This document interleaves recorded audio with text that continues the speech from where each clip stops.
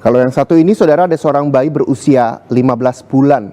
Terlindas mobil yang dikendari seorang perempuan di Makassar, Sulawesi Selatan. Meski terlindas 2 kali, sang bayi selamat. Mobil pun kini disita polisi sebagai barang bukti.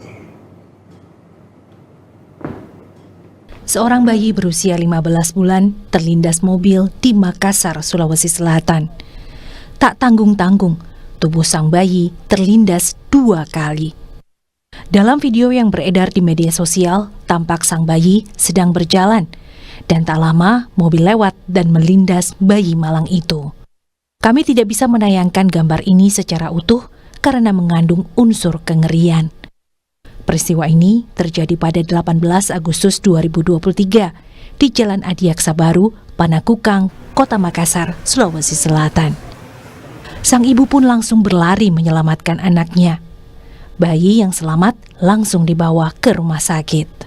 Polisi menyebut korban dan pelaku sebelumnya sepakat untuk berdamai. Pelaku berjanji membiayai pengobatan korban. Tidak kunjung ada pertanggungjawaban. Keluarga korban pun akhirnya melaporkan kasus ini ke polisi.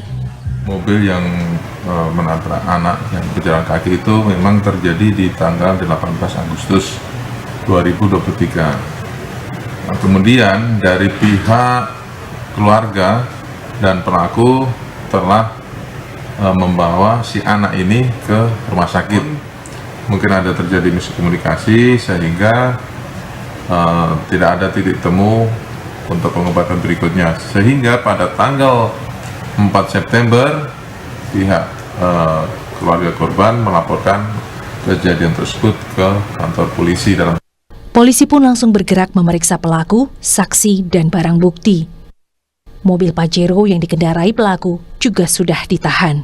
Terima laporan, tentu kita buatkan laporan polisi, kemudian kita ambil datanya, kemudian kita amankan barang bukti, dan kita sekarang proses untuk pengambilan keterangan pelaku, kemudian saksi, dan kita juga sudah bawa si anak ini ke rumah sakit.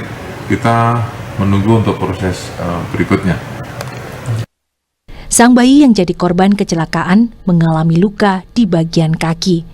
Bayi telah dibawa ke rumah sakit untuk pemeriksaan lebih lanjut.